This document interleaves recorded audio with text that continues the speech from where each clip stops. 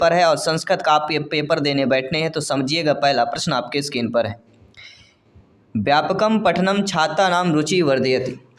व्यापक पाठ पढ़ते समय छात्रों में रुचि का जो होता है, रुचि वर्धनम यानी रुचि का विकास जो है, अपरिचिता नाम शब्दा नाम अर्थस्य अनुमान करणे पाठे आगतेषु व्याकरण विषयेषु कविता संपाठे आनंदार्थम पाठस्य पठने।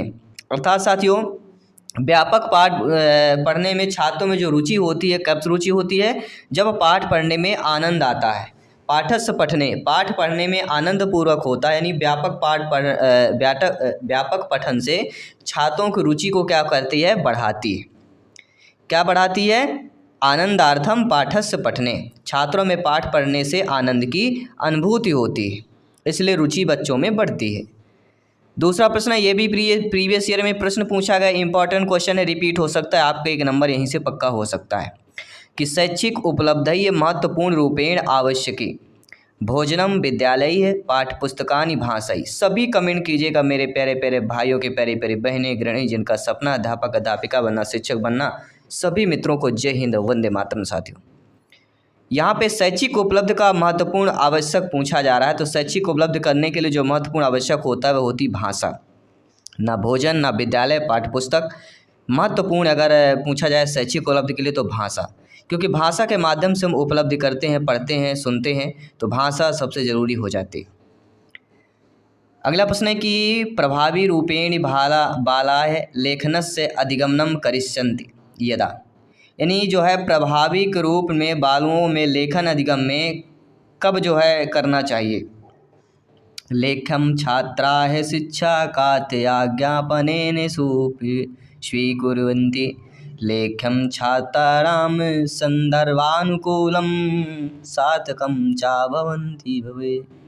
शिक्षकस्य संदर्भानुकूलं संस्कृतिपरकं च लेख्यं भवति। आनंदपूर्वक अगर किसी प्रश्न को पढ़ा जाए तो सभी लोग जानते हैं वह प्रश्न भूलता नहीं, क्योंकि ये संभावित प्रश्न है। तो प्रभावी रूप से बालकों में, बालक बालिका में लेखन का अधिगमन का अगर करते हैं, कब किया जाता है? जब लेखम छात्राणां संदर्भानुकूलम सार्थकम च भवति, अर्थात बालिका के लेखन कौशल का अधिगम जो है कब होता है? संदर्भ के अनुसार अगर सार्थक होता है तभी करना चाहिए।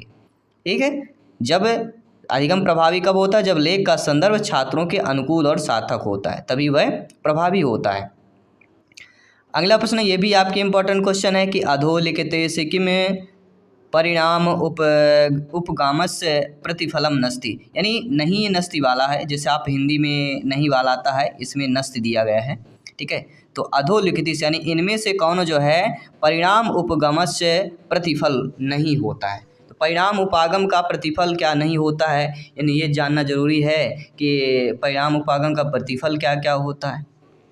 तो एतत् अत्यंत शिक्षक केंद्रितम् अस्ति, एतत् व्यवहारवाद उपागम आधारितम् अस्ति, एतस्य लक्ष्यम् अंतिम प्रस्तुत परि अस्ति, एतस्य लक्ष्यम् विचाराणाम उत्पत्तौ अस्ति। तो इनमें से अगर हम यहाँ पे देखें कि परिणाम उपागम का जो प्रतिफल होता है वह एतत् अत्यंतम शिक्षक केंद्रित अस्ति, अगर सबसे दिए गए विकल्पों में परिणाम में उपागम में शिक्षक केंद्रित होता है तो ये पॉजिटिव हो जाएगा। व्यवहार उपागम के धारिता होता है, ये भी हो जाएगा। लक्ष्यम अंतिम प्रस्तुत प्रत्युरम अस्ति, ये भी हो जाएगा।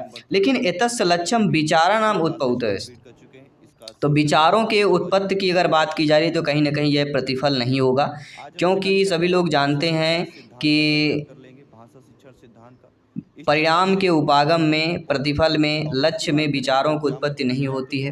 बाकी परिणाम के उपागम में, प्रतिफल में यह उपागम शिक्षक केंद्रित होता है, व्यवहारवाद पर आधारित उपागम होता है और लक्ष्य के अंतिम प्रस्तुति के ऊपर भी निर्भर और सम्मिलित होता है। लेकिन आपका लक्ष्य में विचारों की उत्पत्ति आपकी नहीं होती। तो 2 प्रकार से हम यहाँ पे प्रश्न कर चुके हैं। आइए बात करते हैं अगले प्रश्न। प्रक्रिया उपागम अनुसारम निम्नलिखितेषु कस्य उपयोगैः लेखन कार्यस्य आरंभ काले शिक्षकेन न क्रियते। ये भी संभावित प्रश्न। इन्हीं प्रक्रिया उपागम के अनुसार देखा जाए इनमें से कौन सा उपयोग जो है लेखन कार्य के आरंभ में शिक्षकेन न क्रियते, शिक्षण नहीं किया जाता है। यानी आपको लिए जानना जरूरी है कि प्रक्रिया उपागम में का उपयोग करते समय लेखन कार्य के आरंभ में क्या पहले किया जाता है। विचार मंथन, टिप्पणी लेखनम, प्रारूप लेखनम या संशोधनम। देखिए विचार मंथन भी करेंगे, प्रारूप लेखन भी करेंगे, संशोधन भी करेंगे, लेकिन टिप्पणी लेखन शुरू में नहीं करते।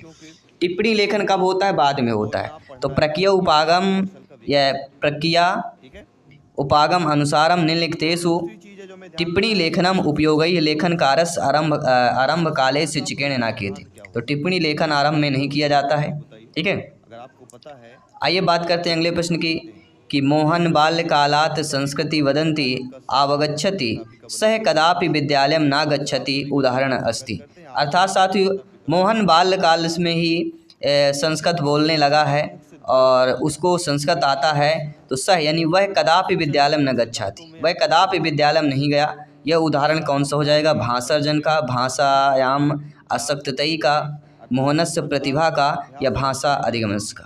तो मोहन जो है बाल्यकाल से संस्कृति बोलता है और उसको संस्कृति आ रही है, तो कहीं ना कहीं यह जो उदाहरण होगा वह विद्यालय नहीं गया है, फिर भी यह भाषा अर्जन का हो जाएगा। क्यों? क्योंकि भाषा अर्जन जो पहले से ही बोल रहा है, सुन रहा होगा, जो घर के वातावरण में होता है उसी को मातृभाषा में बोला जाता है। तो मातृभाषा में जो बच्चा समझता है, चीज़ें करता है, वही समझ पाता है, वही बोलता है। ठीक है, तो वातावरण बहुत ज़रूरी होता है हमारे परिवार, हमारे समाज का। जो भाषा बच्चा सुनेगा, देखेगा बचपन में, वही सीखेगा, बोलेगा, वही उसकी मातृभाषा कहला जाती। अगला है प्रदत्त विषय अधिकृत यदा छात्राय एकाम लघु कवितायां रचितुं निर्देशि तदाशय। प्रदत्त विषय के अधिकृत में ये छात्र जो है एक लघु कविता का रचना करता है और तदाशय तो वह क्या सृजनात्मक चिंतन कर रहा है, समानुभूत चिंतन कर रहा है, सहानुभूत चिंतन कर रहा है या सांस्कृतिक चिंतन कर रहा है। देखिए प्रदत्त विषय अधिकृत में जब बालक एक लघु कविता का रचना के साथ निर्देशित करता है तदाशय, तब वह जो है सृजनात्मक चिंतन हो जाएगा, क्रिएटिव थिंकिंग हो जाएगा। क्योंकि कि रचना की रचितुम मतलब कहीं ना कहीं क्रिएटिव उसका माइंड जुड़ा हुआ है। तो रचना से संबंध क्रिएटिव से हो जाता है कि कविता रचना करने का निर्देश अगर दिया जाता है उसको, तब शिक्षक द्वारा जो है छात्रों के सृजनात्मक चिंतन का आकलन किया जाता है। इस प्रकार का ऐसे चीज़ें करना। ठीक है, अगला प्रश्न है, किसी भी प्रश्न पर डाउट है तो बेफिक्र आप लोग कमेंट कर सकते हैं। और संस्कृत ही ऐसा लैंग्वेज होता है जो हिंदी से 50% मिलता है, हम अर्थ समझ जाते हैं। अगला है, राष्ट्रीय पाठचर्या के फ्रेमवर्क 2005 इत्येन स्वीय विचार स्वीकृति। मानवतावाद है, व्यवहारवाद है, रचनावाद है या संज्ञान आत्मिक सिद्धांत है। तो आप सभी लोग जानते हैं राष्ट्रीय पाठचर्या फ्रेमवर्क 2005 है, इसमें जो स्वीय विचार की स्वीकृत दी गई वह रचनावादित है। क्या हो जाएगा? स्वीय विचार ही है, रचनावादिता स्वीकृत है, रचनावाद को जो है स्वीकृत किया गया है। हर एक क्वेश्चन यहाँ पे इंपॉर्टेंट है, हर एक क्वेश्चन 1 नंबर वाला है। अगला प्रश्न है, बालस्य जीवनस्य विषये महत्वपूर्ण घटना नाम विषये शिक्षकै अवलोकनम करोति तेषां परे वर्णात्मक अभिलेखनम चा करोति किम तत् कथते। इसको क्या बोला जाएगा? देखिए जब बालक जीवन के विषय में महत्वपूर्ण घटना का विषय जो है शिक्षक अवलोकन करते हैं, तेषाम ऊपरी, इस पर सारे, इसके बाद जो है वर्णात्मक अभिलेखन भी करते हैं, तो इसको क्या बोला जाएगा? देखिए अगर कोई भी बालक बालिका विद्यार्थी शिक्षार्थी जीवन के विषय में महत्वपूर्ण घटना का विषय का अगर शिक्षक अवलोकन करते हैं और उस पर अभिलेखन की भी बात हो रही है, तो कहीं ना कहीं इसको बोला जाता है उपख्यात्मक अभिलेख। क्या बोला जाएगा? उपख्यात्मक अभिलेख। देखिए उपख्यात्मक जो अभिलेखन होता है ये घटनाओं के विषय में, बालक के जीवन के विषय में, महत्वपूर्ण घटनाओं के विषय में शिक्षक अवलोकन करते हैं और इसके ऊपर वर्णनात्मक अभिलेख लिखता है। तो शिक्षक यह क्रिया क्या कहलाएगी? उपख्यानात्मक अभिलेख के अंतर्गत आ जाएगी।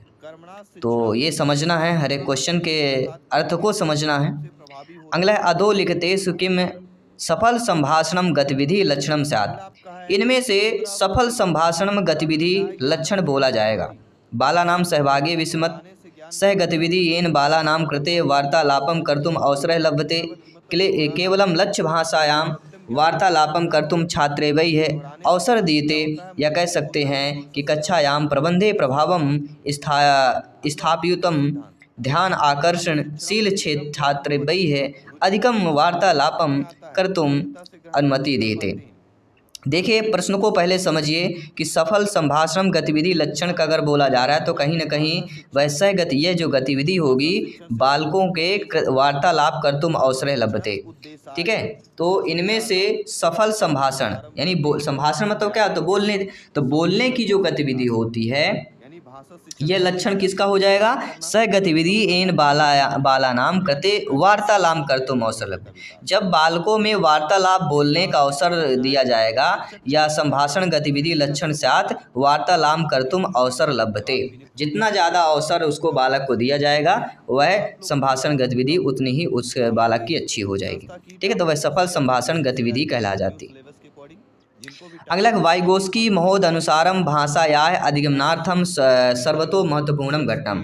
वाइगोस्की के महोदय के अनुसार भाषा अधिगम का सर्वतो मतलब सबसे महत्वपूर्ण घटक कौन सा होता है, सामाजिक भाव विनिमय, पाठ्य पुस्तक, वेतार यंत्रम या शब्दकोश ही है। तो सभी लोग जानते समझते हैं वाइगोस्की का, चाहे हिंदी पेडागॉजी हो संस्कृत पेडागॉजी हो, इनमें से प्रश्न पूछा जाता है। तो वाइगोस्की महोद अनुसारम भाषा या अधिगमनार्थम सर्वतो महत्वपूर्णम जो घटक हो जाएगा वह सामाजिक विनिमय हो जाएगा, सोशल इंटेक्शन की बात की जाती है, जिससे में आदान प्रदान की बात आती है, भाषाओं का आदान प्रदान भी होता है।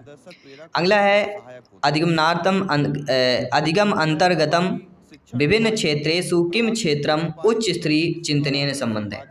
देखिए अधिगम के अंतर्गत जो विभिन्न क्षेत्र होते हैं उनमें से कौन सा क्षेत्र उच्च स्तरीय चिंतन से संबंधित होता है, स्मरणात्मक, अवबोधनात्मक, मूल्यांकनात्मक या अनुव्यवहारात्मक। देखिए अधिगम के अंतर्गत जो विभिन्न क्षेत्र होते हैं उनमें से जो क्षेत्र उच्च स्तरीय चिंतन से संबंधित होता है वह क्षेत्र कहलाता है मूल्यांकनात्मक। क्या हो जाएगा, मूल्यांकन हो जाएगा। ठीक है, सभी लोग समझ गए। आइए बात करते हैं अगले प्रश्न की कि पठनस्य का अवस्था छात्राणाम पूर्व ज्ञानेन सह नवीन अधिग्रहित इस ज्ञानस्य तथा च कक्षायाः बहिः जगतः संबंध स्थापने सहायतम करोति।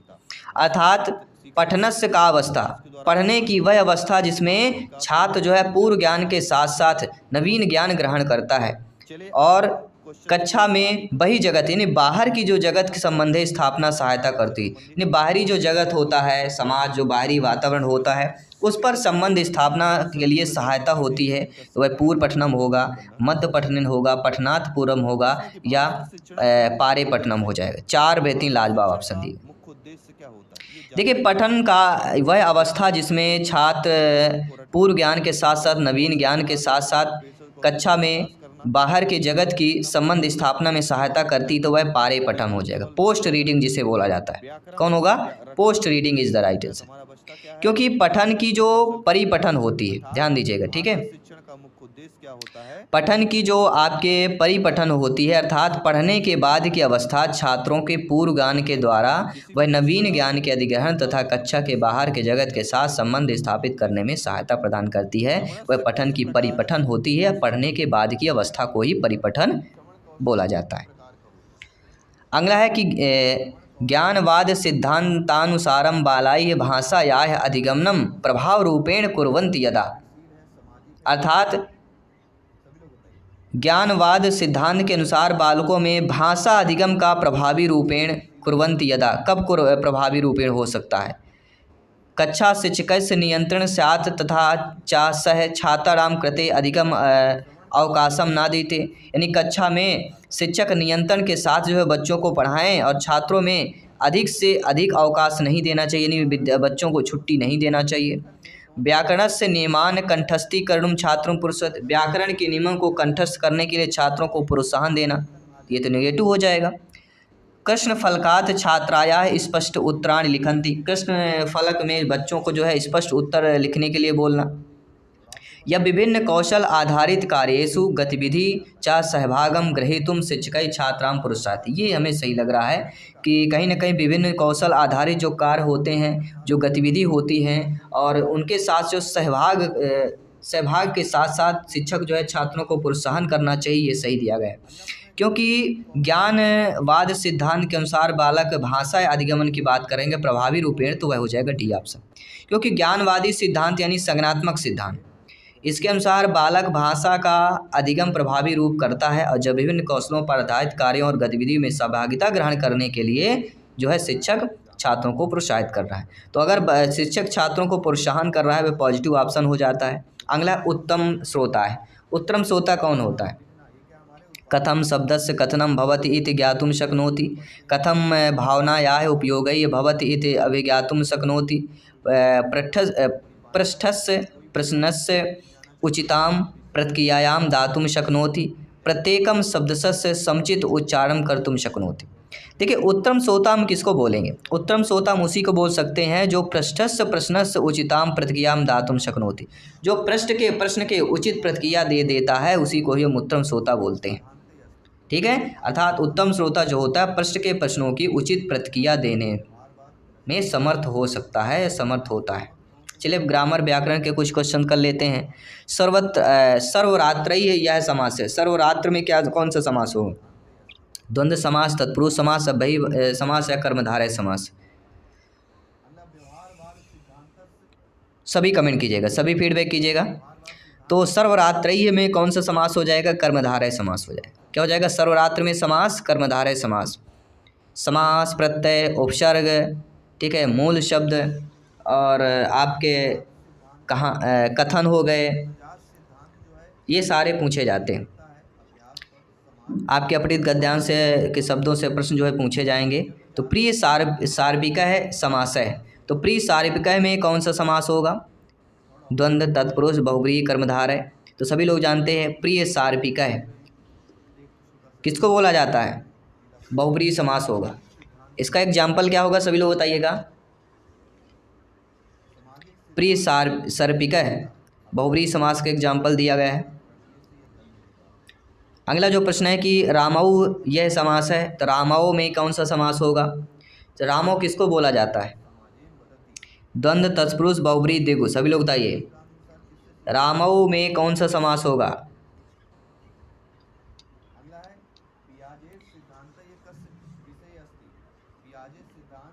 तो यहाँ पे द्वंद्व समास की बात करेंगे। फर्स्ट ऑप्शन इधर राइट आंसर हो जाएगा।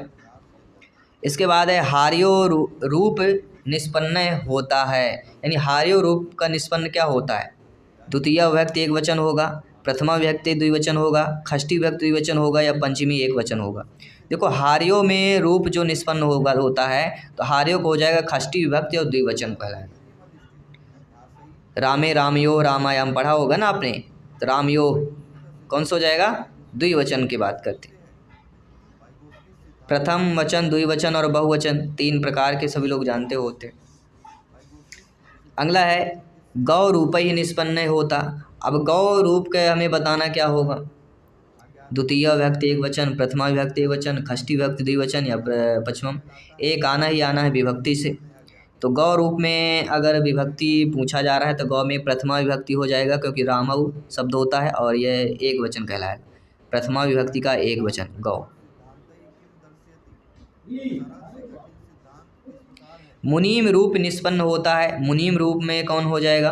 तो मुनीम रूप में यह द्वितीय विभक्ति और बहुवचन हो जाएगा। मुनीम क्या है? बहुवचन में आ जाएगा। तो ये चीज़ें आपको ध्यान देना, समझना और फीडबैक करना है। अगला माँ से दो पक्षौ भवतः रूप निष्पन्न होता है। माँ से दो पक्षौ भवतः, तो माँ से दो पक्षौ भवतः मतलब क्या हो जाएगा? भवतः दिया गया है इसलिए वर्तमान काल में आ जाएगा। इसके बाद है कि मूल शब्द में जुड़े प्रत्यय का सही विकल्प क्या है? आवश्यकता यहाँ पे दी गई है। अब इसमें विकल्प में प्रत्यय बताना है। तो आवश्यकता में प्रत्यय कौन सा हो जाएगा? तो सभी लोग जानते हैं आवश्यक धनता, तो आवश्यकता हो जाएगी। थर्ड वाला ऑप्शन सही हो जाएगा। तो ऐसा नहीं, इजली भी ग्रामर प्रश्न आते हैं क्योंकि अपठित गद्यांश पद्यांश से ही शब्द लिए जाते हैं। अगला दिए गए शब्द में कौन सा प्रत्यय प्रयुक्त हुआ है? संवेदना। अब संवेदना में कौन सा प्रत्यय हुआ है सभी बताइए? तो संवेद धन्ना, संवेद धन्ना। तो सम यहाँ पे क्या हो जाएगा? प्रत्यय हो जाएगा। क्या हो जाएगा? यहाँ पे हमारा सम प्रत्यय हो जाएगा। थर्ड वाला ऑप्शन सही हो जाएगा। इसके बाद है संधि का अर्थ क्या होता है? सभी लोग बताइएगा संधि का अर्थ क्या होता है? दो अक्षरों के मेल से तीसरा अक्षर बनने को ही संधि कहते हैं।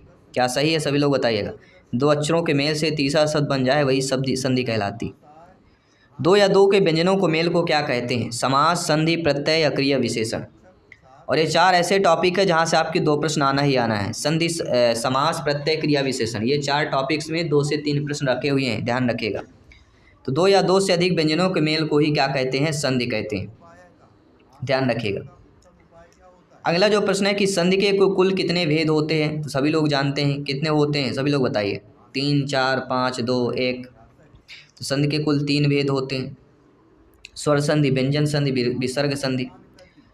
और पूछा जाए कि स्वर संधि के उपभेद कितने होते हैं? तो स्वर संधि के उपभेद 5 होते हैं, दीर्घ स्वर संधि, गुण स्वर संधि, वृद्धि स्वर संधि, यण स्वर संधि और अयादि स्वर संधि।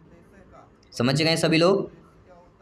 अगला प्रश्न है शनैः इत्यस्य किम विलोम पदम मत्रम। शनैः मतलब बार बार, शनैः शनैः धीरे धीरे होता है ना, शनैः शनैः मतलब धीरे धीरे होता है, बार बार नहीं। शनैः शनैः मतलब धीरे। मंदम शक्ति शीघ्रम उच्चैः। तो शनैः का विलोम पत्र क्या हो जाएगा? विलोम पदम। शनैः का विलोम उच्चैः होना चाहिए,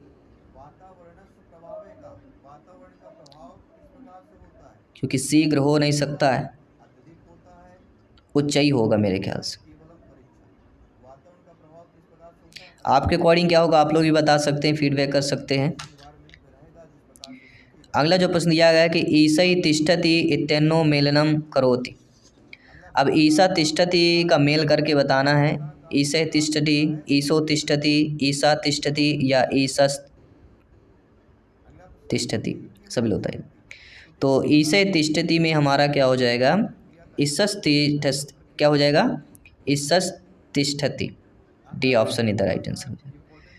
बाकी कोई भी अगर डाउट है तो आप लोग भी कमेंट कर सकते हैं, फीडबैक कर सकते हैं। आइए जानते हैं अगला प्रश्न है जो कि पेडागॉजी का प्रश्न है कि छात्रैः एका संभाषण कौशलस्य अभ्यासार्थम अधोलिखितेषु किम सर्वाधिकम उपकारकम भवति। छात्र जो है, बालक बालिकाएं जो है, एक संभाषण कौशल का अभ्यास के साथ साथ इनमें से कौन सा सर्वाधिक उपकारकम हो जाए? कस्यचित् विषयस्य उपरि छात्रैः लघ्वी औपचारिक प्रस्तुतिः करणीया। शिक्षकैः छात्रेभ्यः एकम् उद्देश्यमूलकं सुत्लेखं द्यात्। प्रदत्तानां संकेतानाम् आधारेण छात्रैः कथायाः स्वबुद्ध्या स्वशब्दैः उपस्थानं कुर्वैः या छात्रैः एकस्याः परियोजनायाः उत्तम अभिलेखनस्य। 4 बेहतरीन लाजवाब ऑप्शन है। तो आप सभी लोग जानते समझते हैं कि छात्र एक संभाषण कौशल का अभ्यास कर रहा है, तो इनमें से सर्वाधिक उपकारकम कौन सा हो जाएगा? सभी लोग बताइए। तो सर्वाधिक उपकारकम में अगर पूछा जाता है तो वह एक ही होता है कि प्रदत्तानाम संकेतनाम आधेरण छात्रैः कथायाः स्वबुद्ध्याः स्वशब्दैः उपस्थानं कुर्वैः। तो पूछा गया है ना सर्वाधिक उपकारकम भवति, तो third option is the right answer है। तो ये रहे दोस्तों हमारे इंपॉर्टेंट 30 क्वेश्चन हमने किया। आई होप सभी लोग समझ गए होंगे। 30 में से आप लोगों का कितना स्कोर रहा, फीडबैक रहा, सभी लोगों को कमेंट करके फीडबैक करके अवश्य शेयर करना है। बाकी सभी प्रैक्टिस चल रहे हैं, प्लेलिस्ट बना